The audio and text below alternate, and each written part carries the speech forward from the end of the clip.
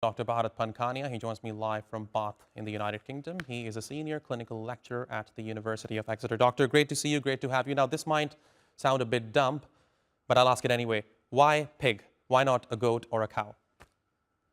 Oh, well, because the genetics of the pig are closely related to humans.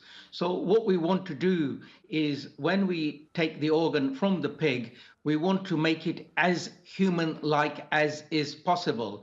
And the pig brings it very, very close. Of course, there are primates that you could also take an organ from, but you don't want to do that. So this is a pig organ, which nevertheless, although it is very, very close to humans, has been altered to be more human-like.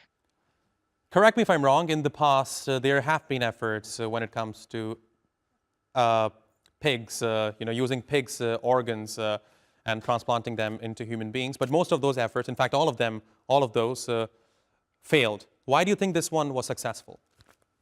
Well, it's early days and there is a lot of hope. And a lot of hope is this thing called CRISPR technology.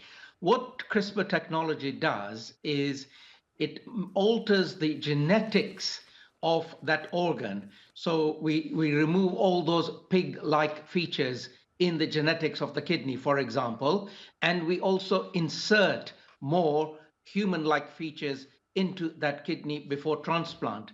So these organs, item by item, transplant by transplant, will get better when we know more and more about which genes to insert, which genes to remove. So we're learning incrementally, and I'm very confident that as we go learning, we will be more successful. So, for example, in this case, they altered 69 gene sequences. So that's quite a lot of alterations. But eventually we will know exactly what to alter, what to remove, and we will get what we call a near perfect transplant, so perfect that we won't even need immune suppressing drugs for a transplanted patient.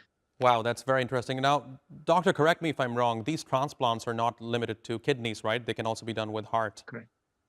Absolutely, and liver and other organs. So this thing that we really need to keep our eyes on is CRISPR technology. This CRISPR technology is going to enable organ transplants and other gene therapies as well. This is the new science, CRISPR technology. And Dr. Pankhania, before I let you go very quickly, how big of a breakthrough do you think this is? It's very good. It's early days for this patient who's had a transplant.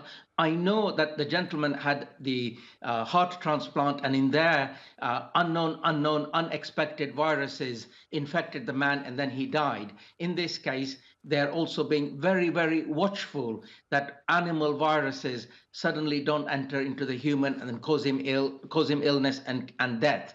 So early days, but we remain very optimistic. Dr. Bharat Pankhania, it's always a pleasure talking to you, sir. Thank you very much for talking to us here on TRT World. You're welcome.